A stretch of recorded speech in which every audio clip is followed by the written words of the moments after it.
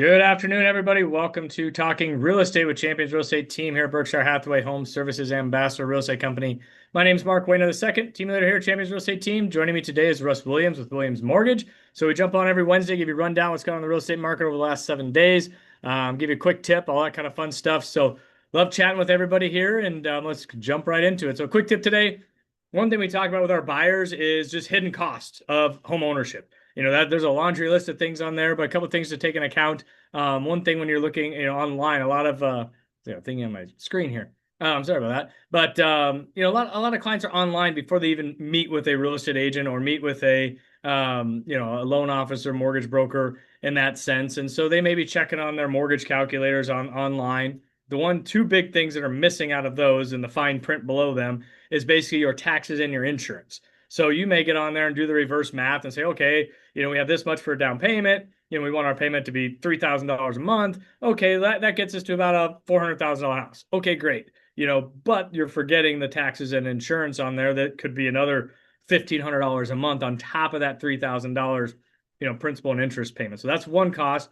The other thing with home ownership, you obviously have maintenance, capital expenditures, which basically are your larger appliances, your furnace, your air conditioner, things of that. I'm actually replacing a furnace and air conditioner today. Is actually going in new at our investment property. So, but so those are some of those hidden costs you got to be mindful of. Have an emergency fund set up for you. And those are all things that Russ and myself, when we do our coaching sessions with our prospective buyers, is making sure you have those, those safety nets kind of in place, that you're not just sunshine and rainbows and let's buy a house and that's awesome and we love the excitement of those that we're helping buying houses, but we also have to kind of bring them down a little bit and say, hey, here's what you need to prepare for maybe in the next year, or as we walk around the house, just deferred maintenance items that are on the house. Maybe you got to backfill around the foundation, maybe you got to paint, maybe you got to fix some wood rot around the house.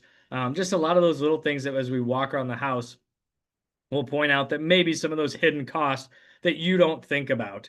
You may see the shiny penny and you may see the shiny new toy as you're walking through houses, but especially if it's just kind of a recent remodel or recent kind of flip house, did those, did that previous owner do the right things and fix the items that needed to be fixed, or they just kind of put band-aids on it? And so that's why home inspection is important. So that can hopefully eliminate, or at least make some of those potential costs, come to the surface so you know exactly what you're getting into. So I guess that's kind of our quick tip, is make sure you take in consideration those hidden costs, and have an emergency fund in place, when you're buying a house, whether it's your first house, second house, third house, and then as far as, even on a real estate investment property. So some people get their foot in the door on that investment property and they don't take an account of vacancy. Well, if the house is vacant, as they're getting it ready and turning it over, are you able to, absorb that, mortgage payment for a month or two in that regard? So there's a lot of different things that play in that side. And there's obviously benefits too that, we met with for personal thing that, I always talk stories, is we met with our tax advisor in October. All right, where are you at? Do you have any expenses? What do we need to do? Income and that. And they're like, for our rental, do you have any expenses on that? And we really didn't. And then sure enough, 2 weeks later, our furnace goes out. I'm like, well, hey, here's an $8,500, expense. And it was good. I got, I think, 4 different bids, ranged from $7,200 up to, I think it was like almost $11,000, $10,000 for a furnace and air conditioner, both of them together, so, and then analyzing that and figuring out what's the best, for you. So, but anyways, let's jump in here and go over what's gone on the real estate market over the last 7 days. Let's see here as we jump in, pull up our graphic that usually comes up. So we had 591 new listings as of about a couple hours ago when I did the numbers over the last 7 days. 359 new contracts written, and then we had 350 new homes, or happy new homeowners out there. So they're getting in before the holidays and all that fun stuff. So congratulations to them. So the numbers, if you watch our videos regularly or see our posts, you may see that 591 down. Last week was 739. And what, Russ and I, before we got on here, we're just kind of like, hey, what are you seeing? And back and forth. And, this time of year, it's kind of typical. Obviously, next week being Thanksgiving, people are like, oh, let's just wait to maybe after the Thanksgiving if they're getting the home ready to rock and roll.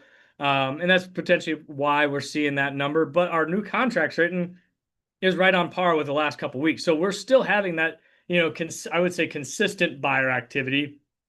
May not be, the crazy, 10, 15, 20 showings in a day or contracts and stuff like that. But we're still seeing that steady buyer activity. We're going to see that inventory drop just a little bit this week. But, over the holidays, very typical. And then the sold homes, that's pretty typical where we're at there. So let's take a look at a 30,000 foot view here. So we got, like I said, the numbers dropped a little bit on that previous thing. So you'll obviously see this come into play here. So we had 4,275 active listings in the Omaha and Lincoln MLS. So we had 2,401 homes on the market in the Omaha metro area, just under 1,400, and about 1,000 new construction. Months of inventory is basically in a neutral market there. So what that means is, so 0 to 6 months is how much that the absorption rate essentially of the houses that are on the market, how many buyers are out there to absorb that. And that's where we get that months of inventory. So basically what that means is in 4.2 months, if no more new houses came on the market, we'd be out of houses on the market, essentially what that means. So a 0 to 3 months is kind of a seller's market. 3 to 6 is kind of a neutral, kind of healthy market. And then 6 and above is what we deem like kind of a buyer's market. There's more supply than there is demand.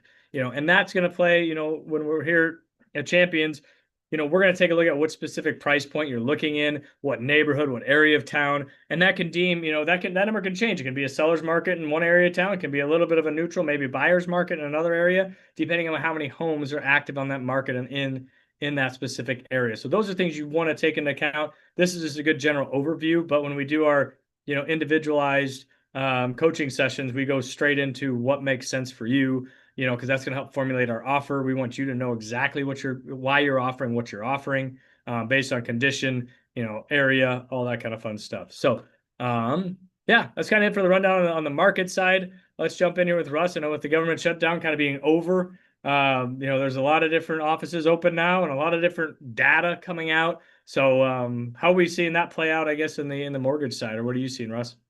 Forecasting is a very difficult business, Mark. I've heard you say many times, you don't wait to buy real estate, you buy real estate and wait. That's really what we're doing right now, is waiting for those reports to come out. Just this week, of course, the National Association of Realtors came out and they're forecasting 4% appreciation on homes across the country for 2026. And what that would mean for you is if you bought a $400,000 house and it appreciated at 4% over the next 12 months, that would mean that you picked up $16,000 in appreciation, which is a beautiful thing. And that's why real estate is such a beautiful investment. They also forecast that we might see interest rates drop a little bit in 2026. Again, forecast, we don't know for sure. We've got a lot of economic data coming out in the next few weeks. In fact, tomorrow we're getting the September, this is what, November 19th, we're getting the September jobs report. So we're looking at some old data. We're trying to swallow that data, absorb it, and see what meaning it can give us. But if NAR is accurate and if rates do start to move closer to 6%, NAR is forecasting that might mean as many as 5 million more buyers coming off the fence to buy real estate. So when you have more demand and supply remaining relatively stable, what does that typically do for home prices? Typically puts upward pressure. So those of you that are thinking about buying, wintertime is a good time to buy a house, folks. There are fewer serious buyers out there in many cases, and there's right now some very good inventory to choose from and finance rates, although they're not exactly where we all wish they would be. We'll set you up as best we can now, and if rates move down, we'll improve those rates for you with a refinance. And in the event that rates do stay high, you've bought the home at today's price versus next year's price, where if NAR is accurate, you might be paying 4% more for the house. So again, Mark, we're going to be digging through a lot of economic data over the next few weeks as those government reports are released from 6, 8, 10 weeks ago. And, next week we'll have a lot more data to work with, but we'll have some clarity as we move into the Thanksgiving holiday on which direction the rates are going to go. Yeah, and that $16,000 appreciation, like you said, on that is roughly about an $80 swing on your monthly payments, because it's about $5 to $6 a month on that $1,000. So that's another thing in our coaching sessions that we talk about with our buyers, is that sometimes people are waiting, saying, "Hey, we want to save up some more money, so that we have a larger down payment." That's great, but you have to look at the big picture of it, that you're going to save $5,000. Let's say that's only going to save you $25 a month, on that, 5 times 5, $25 a month on that house payment. But next year, your payment is going to go up by $80. So while you're trying to save 5, your payment's going up, on the back side of it. Whereas if you can get that house today for 400, you're going to, come out ahead of the game than necessarily waiting. And how long, and how long does it take you to save an extra $5,000, $10,000, whatever that number is. And if, like you said, don't wait to buy real estate, buy real estate and wait. That's the type of thing what we discuss is showing you the actual numbers and what does that imply? Because, you hear real estate agents say, "Oh no, buy," you hear all these catchphrases, and what it sounds like to the buyers or the consumers or the public is, we just want to sell houses.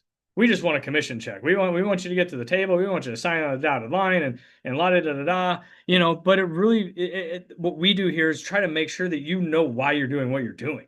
It's like, it does not matter to me if you want to buy a house tomorrow or you want to buy a house next spring, but let me show you the differences of the pros and the cons, and then you make the decision.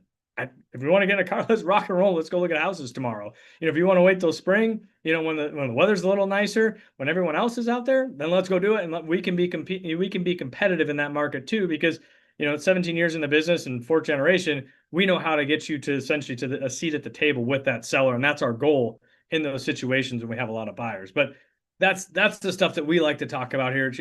Myself, is really to give you that information, as cliche as it sounds, but it's sit down, let's jump on a Zoom call, let's meet in person, let's meet at the office here, and give you a game plan. Does it make sense to try to save $5,000-$10,000 more, or that aspect of it? Because maybe it doesn't make sense. Maybe it makes sense now, and you don't think about the rhyme or the reason. So those are those things that, like I said, when I was coaching hockey, it's like, I can tell you, hey, don't do this, but let me tell you why, you should do this over this, and here's the options. And then that way you understand it. And it's not, like I said, I just want to be part of the process. I want you to do what's best for you, your family, your investments, or whatever avenue of real estate that you're in, is to make sure that you're taken care of in the long run, because that's the goal, is to get you, set up and get you in a house and all that good stuff. So awesome. Well, I'll stop yapping because I can get rock and rolling. But anyways, appreciate it, everybody. And we'll see you next Wednesday, right before Turkey Day. So awesome. Have a good one. And we will see everybody. Take care. And thank you again for listening. And, like, subscribe, all that fun, fancy dancy stuff that everyone always says on social media.